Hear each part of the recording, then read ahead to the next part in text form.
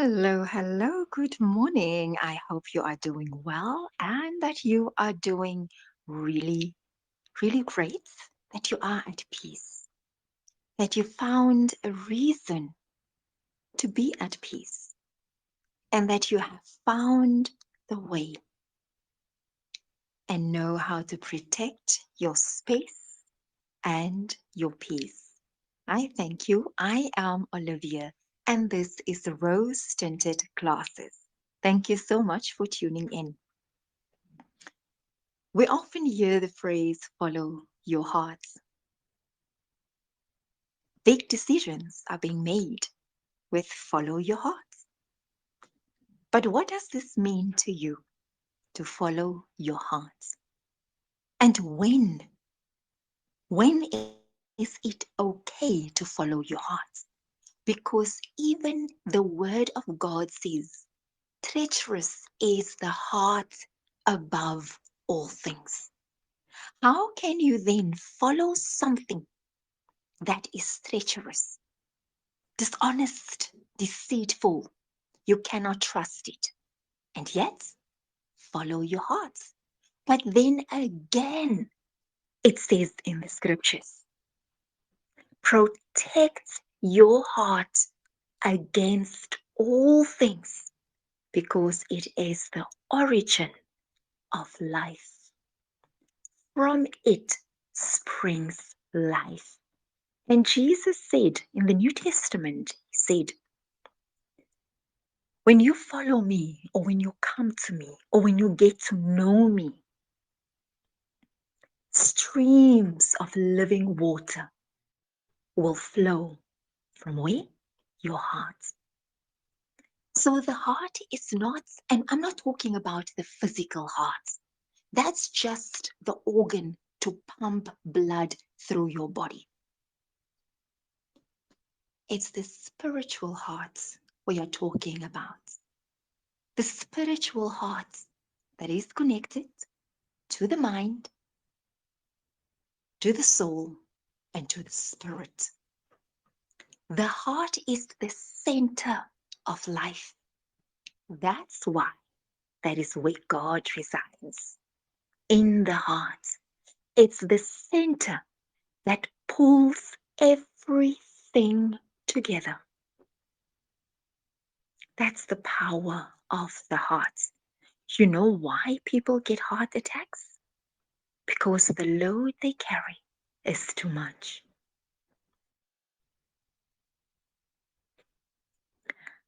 The heart is the most powerful yet most sensitive organ.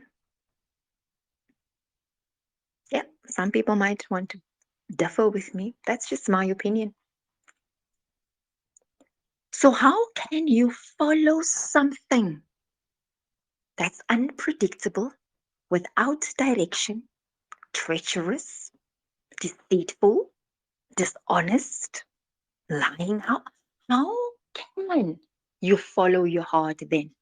What is good about that? What is even wise about it to follow your heart? You can follow your heart when your foundation is Christ, when your foundation is truth, it's love, compassion, understanding, wisdom, when you have the insight into why you are making certain decisions. Because here's the thing, following your heart is being seen or perceived as an impulsive decision. That is when you are following the lie that's in your heart. When you hear about following your heart, you think about passion, impulsive, instant decision, and decisions that you regret afterwards. You didn't follow the truth that's in your heart because remember, treacherous is the heart above all things because there are many things we carry in our hearts. And the only one who can clean the clutter, who can get rid of the junk, who can remove the filth. It's Jesus. So only when the junk is gone, and the junk never completely goes. It's when the junk is gone and Jesus is your focus, your hope, your light, your life, your anchor. When Jesus is the center of your heart, then you can follow it blindly. And this is what people don't understand about following your heart. When you follow your heart in truth and with confidence and with love and with certainty, it's not an overnight decision. It's a decision that wakes you up in the middle of the night. It's a decision. It's a thought, a feeling. It's an urge that stay with you, no matter how you want to deny it. Because to follow your heart is to uncover your true calling. To truly follow your heart is to understand your purpose, is to understand what you need to do to fulfill God's will for your life, not to satisfy other people, but to fulfill that need that He has put there. I'm not talking about lust and desire and coveting and envy and jealousy. I want that thing because that person has it. That's not God speaking. I want to live there so I can show them it's burning inside of me. I won't rest until I've proven them wrong. That's not God talking. You are following the wrong master in your heart. When you start following your heart with truth and conviction, you will get to a place of such calmness and clarity and confidence. Oh my God. You know, no one can give you the confidence that God gives you. We feel unworthy and we have low self esteem because we rely on everything except God. When we don't have money, we feel like nothing. When you are unemployed, it destroys you. When you have to downgrade because you can no longer afford your lifestyle, it humiliates you. When you don't live up to someone else's expectation and you feel that you are a disappointment and a failure, it takes away your self esteem, it takes away your confidence. Why? Because we have put our confidence and our trust in everything and everyone except God. When you start following Him truly and openly and honestly, He puts you in a place of confidence that you can speak before kings and queens. You can speak in front of leaders because you trust that God will give you the right words to speak. You no longer even worry if you're not concerned. Can I do this? How much do I know? What will they say? As long as you still have those thoughts, you have not encountered God. Because when you meet Him, you become confident in Him. He lifts you up, He builds your confidence. Not to become arrogant and boastful, but He builds your confidence so you can build His kingdom. and you build his kingdom every time you are kind, patient, compassionate, loving, forgiving.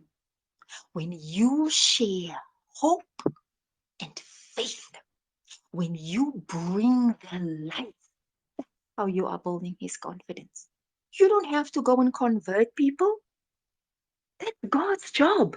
You just plant the seeds, not through preaching, but through your actions, your words, your conduct. Because God can be seen in you, and you don't even have to say anything. People will come to you, they will recognize him, and those who don't know will say there's something about you. That's the confidence that God gives you. And it's not about you. It's about doing it for God. And not, you know what? I don't even want to say that. Doing it for God is never a burden. It's never punishment. It's never too much. When you do it for God, you will go over and above than what anyone is expected. Not because it's being told or you think you must do it, or oh, if you don't do it, no one will do it. No. It's because of that force and that power that is driving you. When you do it for God, you do it with love, with a smile, with honesty. And you don't even see, it's never too much. You can go on and on and on, and you won't get tired. What did Paul say? He says, I ran the race. He says, I ran it like someone who doesn't get tired. I'm not like a boxer who hits the air. I hit and I move with confidence. You become so confident in who you are because you are with him and he's with you and he's in you. So when you follow your heart, what are you following? Because when you follow your heart, because you can see and feel and love in God. When you follow your heart, you are more alive than you have ever been. When you follow your heart, because He has revealed your purpose, you're not doing it for anything else except for Him. Whether it's one person who responds or 1,000, even if nobody takes note, He's so powerful that you keep on going. Because my Lord, I am just doing your will. I'm doing your will because you have blessed me with the ability to hear your voice. I'm doing it for God. But when you look at people, they are so miserable and unhappy and unpleasant. They are doing it so much for God that if you don't want to do it with them, then suddenly you become the enemy. Then you don't serve God because you're not doing what they want you to do. That's not doing it for God. Those who are truly doing it for God inspire others to want to get to know God more. Those who are doing it for God, they shine a light so bright that you can't ignore it. They invite you in. It's when you watch people who are truly doing it for God that you become curious, man. You want to find out what is making you so happy. Why are you so at peace? That is when you are truly doing it for God. And all of us, we have that opportunity every single day. When are you really following your heart? When are you truly doing it for God? Because that's another thing. When you are following your heart, you are doing it for God. But only when it is the truth that is in your heart. And what is the truth? The truth is Jesus. It's the light. It's the way. And it's the life. You become one with God, with this power, this force of life. You become one when you are doing what makes you truly happy. When you create something, because God is the ultimate creator, He's the ultimate artist, the builder, the planner. He is the architect. He is the designer, the painter, the artist. That's Him. Where do you think these people get these gifts? It is God in action. But because no, their lifestyles are not godly, so they can't know God. So you forget. God in action is when you express your gifts through the love and the talents and the power He has given you. But if you, and so often, I'm doing it for God, but while I'm doing it for God, I'm judging you to hell and back because you are not doing it for God.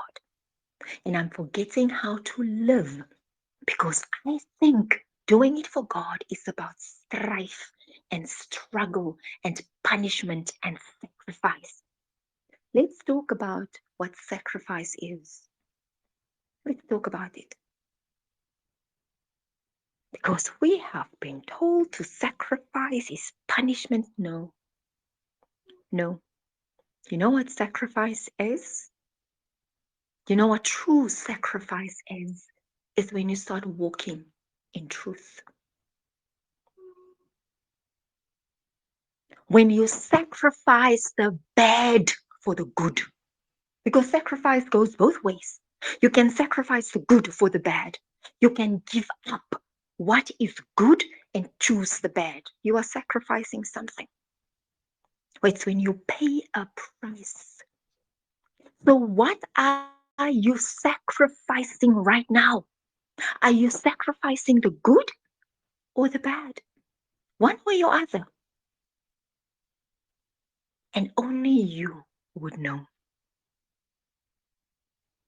Have you seen how happy people are who have discovered their purpose? And what does purpose mean? You know what it means? Oh my God. Yo, you know what it means? When you have lived an empty life without direction and you wake up one morning and you know exactly what you need to do for your peace and for your happiness. You know how amazing and overwhelming it can be when you finally realize that everything that you were searching for has been inside of you all along. That is when you discover your purpose. To know what to do for you. To know why you must do it. To understand the impacts and the consequences of one little thing that you do. Part of your purpose is to understand that there's no thing too small or too big for you to do because it's in line with what God has called you to do. We have been indoctrinated by this belief that you have to be a church goer to do God's will. You can do God's will right at your workplace by doing what needs to be done, by doing what is right in the eyes of the Lord. When you discover your purpose, you can't sleep at night. You go to bed excited and fulfilled. Your day, your next day is already planned when you discover your purpose. When you discovered what you were born for, and when you know and you see, but this thing has been with me all this time. But because I was following the lies that were in my heart, I denied this calling.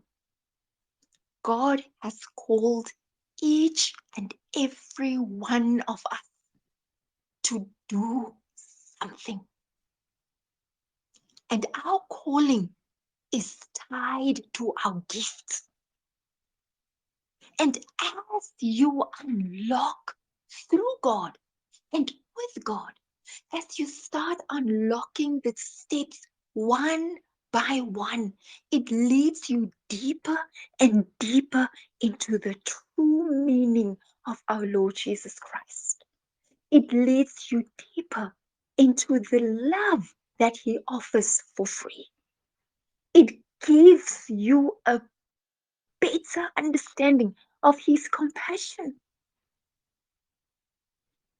When you discover the truth of who He is and you understand what you have been called for. You know, a friend of mine, she bakes the most amazing cakes.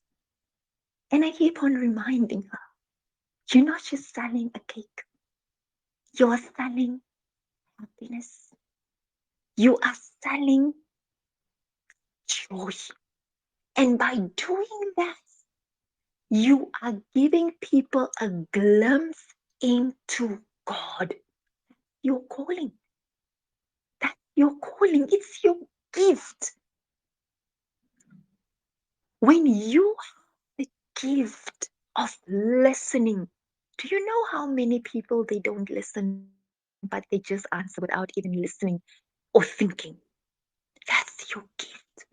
Because if you are the one who's always prepared to listen and then assess, then you become the peacemaker. Because you can listen and assess and look at both sides. And you become the one who brings peace. That's your gift, your calling. If you know how to bring out the best in a child, if you know how to make a child believe in himself, your calling. That is what God called you to do. If you are the greatest in whatever it is that you do, when it comes naturally to you, whether it's what you do or what you are, because we always want to do. I can't do anything. That was my words for a long time. I can't do anything. I don't know anything. You know what happens every time when you say, I don't know anything, I can't do anything? We are insulting God. We are disregarding what He has given us. And He gave it for free. When you can, if you are an artist, And you can draw without thinking, and you have drawings and paintings all over the place, and you think, ah, it's just me. That's your gift. That's your calling. And we ignore it because we want to get jobs and do things in the meantime. And your heart is guiding you. But we ignore that. We ignore the path that is the path to healing and the path to happiness and life and love. And we choose the path to darkness. And we stay in the dark. We stay in the dark because we deny the truth in our heart. That's in our hearts. You cannot, never, ever follow your heart if you do not know what is true. And what is true is God. You can't deny that. You cannot change the truth. You cannot alter it. You don't even need to justify it. The truth is the truth. And what is true is that each one of us we were called to do something. It doesn't have to be grand and big. You just need to do it. And you know what happens when you become obedient?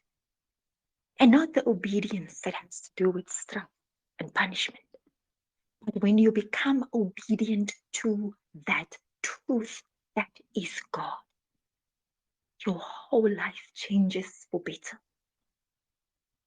You see the truth so clearly. You see who you are in Christ. You see your power. You see possibility and you live it. You live in a perpetual state of possibilities, of happiness, and good expectations. When you find your purpose, actually, you don't have to find it, it's within you all this time. But when you allow God to reveal it to you, not just reveal it, so I know I must do this. No. When the moment comes that you don't no longer say, I know I must do it, but when you get up and you actually do it. And you know what is the biggest obstacle to living our calling and our lives? It's money. Because we don't trust and believe we can get rich through living our purpose by doing what God has called us to do. We don't believe that until the day comes that God says, enough, enough. And I tell you, that moment comes. It has come. So have the courage to follow what is true in your heart. But before you can follow what is in your heart, you have to do the work. You have to face the pain. You have to expose the lie.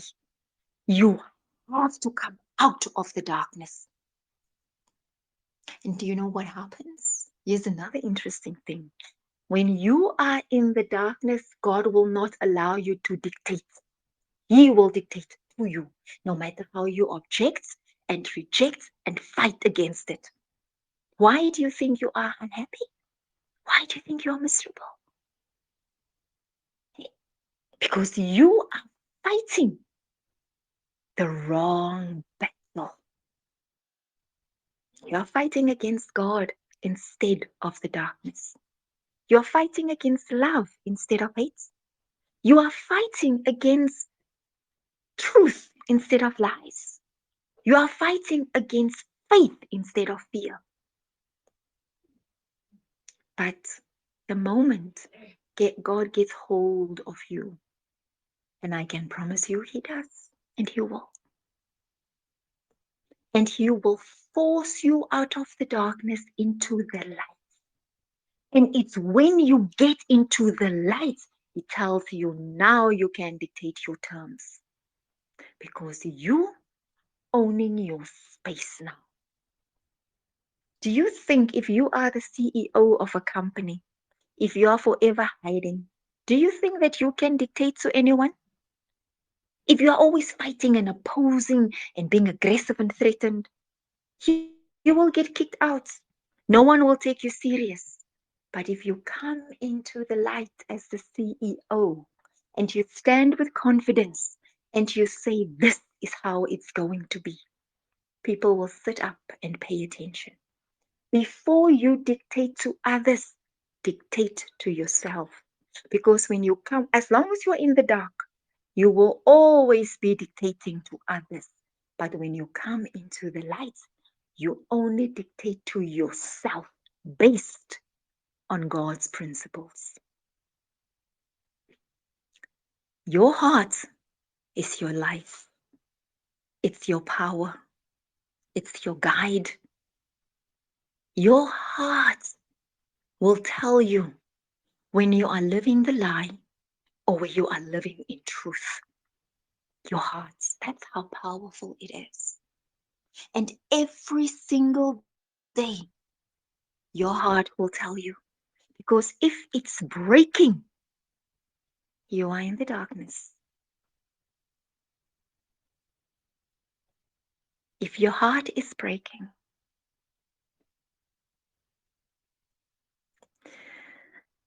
you have not, you do not understand whose child you are. If your heart is breaking,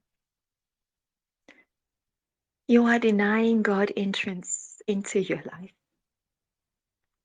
If your heart is breaking, you are blocking God's love to come and heal and comfort you. Because He's knocking at the door right now.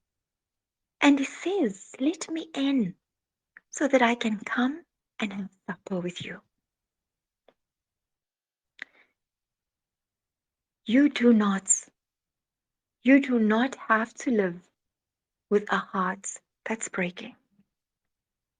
You don't have to live in fear of pain. You do not have to live in a state of hopelessness.